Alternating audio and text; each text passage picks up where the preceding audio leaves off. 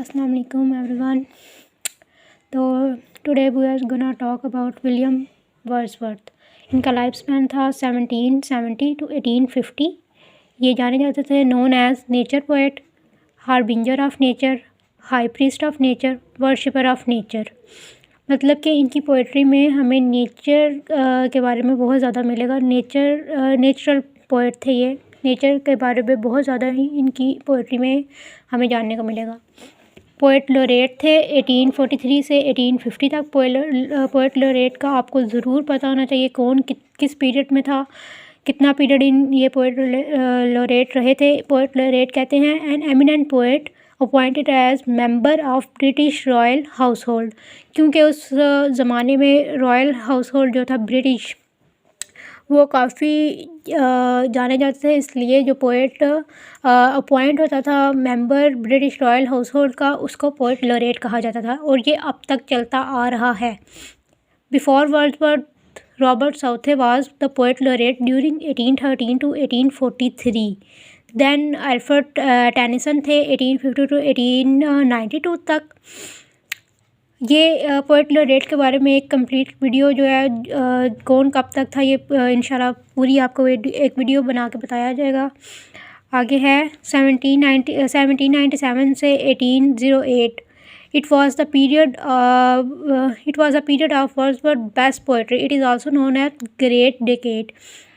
1797 से 1808 तक जो पीरियड इस पीरियड में जो पोइट्री वर्ड्सवर्थ ने लिखी थी, उस पीरियड को बेस्ट पोइट्री कहा जाता है। उस टाइम में जो आपने पोइट्री लिखी थी उसको बेस्ट पोइट्री कहा जाता है और उस पीरियड को ग्रेट डेकेड कहा जाता है। ठीक है, तकरीबन ये 10-12 साल का पीरियड बन रहा है और इस पीरियड में जो आपने पोइट्री लिखी थी उसको बेस्ट पोइट्री कहा जाता है और उस पीरियड को ग्रेट डेकेड कहा जाता है।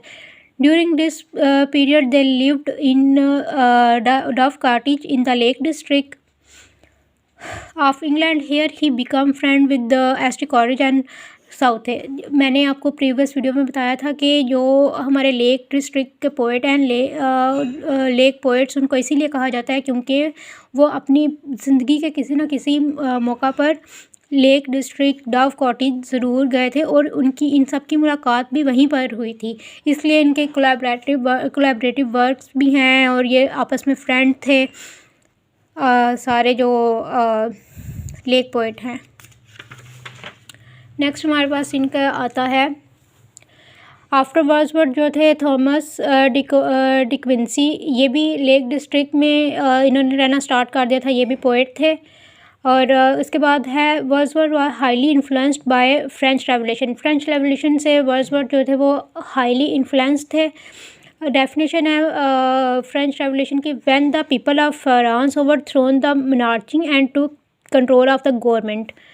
इम्पॉर्टेंट वर्क हैं वर्ड्सवर्थ के। डिस्क्रिप्टिव स्केचेस हैं 1793 में इन्होंने लिखा था। फर्स्ट पोएट्री कलेक्शन है ये वर्ड्सवर्थ की। उसके बाद हमारे पास आता है an evening walk, lyrical ballad, poem in 2 volume, the excursion, the prelude, the preface to lyrical ballad.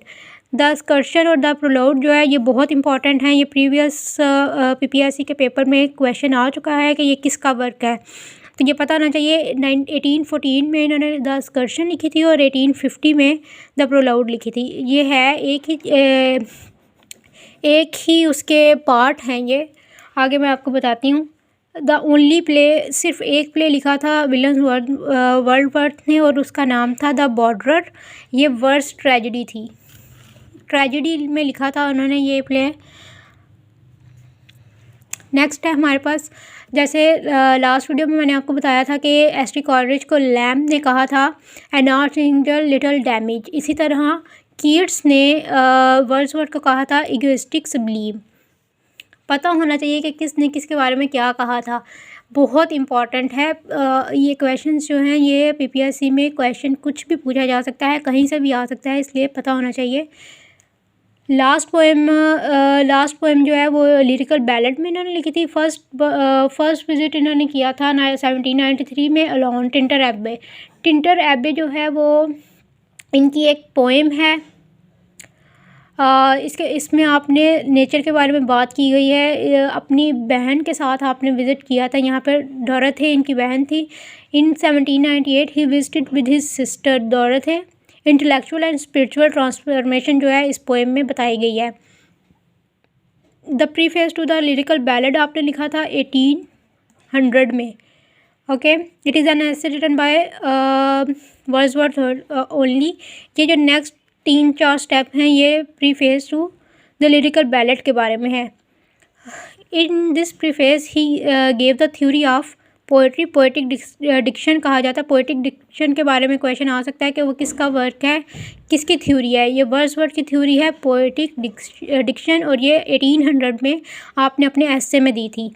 It is the preface to the second edition of lyrical ballad. According to Wordsworth आगे poetry की definition है Wordsworth के मुताबिक। Poetry is spontaneous overflow of powerful emotion. It takes its origin from emotions recollected in tranquility. Poetry is spontaneous overflow of powerful feeling. It takes its origin from emotions recollected in tranquility. आगे है use of common theme. आप अपनी Wordsworth जो थे वो अपनी poetry में common theme use करते थे। Rural, environmental, nature. Use of common language. Common language जो एक आम बंदे को समझ में आ सके वो वाली लैंग्वेज का इस्तेमाल किया जाता था। Language of people.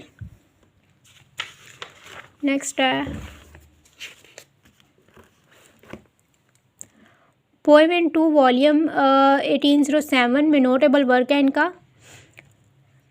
इसमें आपके जो वर्क थे वो कुछ इस तरह थे। नोटेबल पोएम्स हैं इसमें। पोएम इन 2 वॉल्यूम में इसमें पोएम्स जो हैं वो ये आती हैं कुछ इस तरह। Resolution and independence. Daffodil it wonders lonely as a cloud. Daffodils हम 9th क्लास के सिलेबस में थी। My heart leaps up. Ode imitation of immorality. Ode to study और to duty sorry. The solidarity reaper. London 1802। ये पता होना चाहिए London 1802। ये भी प्रीवियस PPSC क्वेश्चन में पूछा गया है। The world is too much with us. Composed upon Westminster bridge. Elegiac stanza भी इनकी पोएम है। नेक्स्ट है द एक्सकर्शन। द एक्सकर्शन है been a portion of the recluse. Recluse भी इनका एक वर्क था। सेकंड पार्ट है ये द एक्सकर्शन जो है लॉन्ग पोएम है। Second part of the recluse. जो इनका मेन वर्क था ना वो था द रिक्लूस, और उसमें सेकंड पार्ट का नाम था द एक्सकर्शन, और थर्ड पार्ट का नाम जो था वो नहीं था। आगे है थर्ड पार्ट। जो सेकंड पार्ट ऑफ था ना रिक्लूस का वो अनफिनिश्ड था। Wordsworth wanted to complete this poem as glamorous work, लेकिन वो इस वर्क को कंप्लीट नहीं कर सके थे। ये अनकम्प्लीट वर्क है इनका। थर्ड पार्ट में 3 पार्ट्स हो रहे हैं, और वो जो फर्स्ट पार्ट जो है वो अनफिनिश्ड है। उसका टाइटल भी कोई भी नहीं है। सेकंड पार्ट का नाम द एक्सकर्शन है। थर्ड पार्ट का कोई नाम नहीं है, नो टाइटल। नेक्स्ट है the recluse or growth of poet's mind. इसको ये भी कहा जाता है। इसके दो नाम हैं, द प्रीक्लूड और the prelude and or growth of poet's mind. इसका मेन थीम जो है मैंस पर्सनल हिस्ट्री है। Major subject of the poem man personal history. Began writing आपने ये लिखना शुरू की थी 1798 में। फिनिश इन 1805 में। Published in 1850। Published by his wife. ये वर्क जो है इनकी वाइफ ने पब्लिश करवाया था आफ्टर हिज डेथ। जो आफ्टर हिज डेथ पोस्टहोमसली का मतलब होता है कि जो वर्क राइटर के मरने के बाद पब्लिश किया जाता है। स्पिरिचुअल ऑटोबायोग्राफिक पोएम है। सेल्फ एपिक है। टोटल बुक इसमें 14 है। 1763 लाइन्स हैं इसमें। It was intended to be introduction of recluse जो था ये आगे डैफोडिल्स। नेक्स्ट है डैफोडिल्स। डैफोडिल्स की ओपनिंग लाइंस जो हैं वो इस तरह। I wandered lonely as a cloud that floats on high over vales and high hills. Important line है। For after when on my couch I lie in vacant or in pensive mood that they flash upon that inward eye,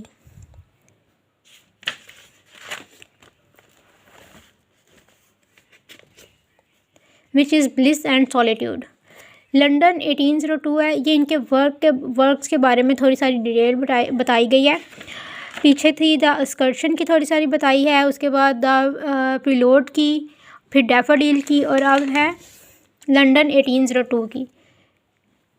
London 1802 में इन्होंने ये एक Sonet है और इन्होंने address किया है मिल्टन को। इस पोएम में इन्होंने एड्रेस किया है। Milton thou should not be living at this or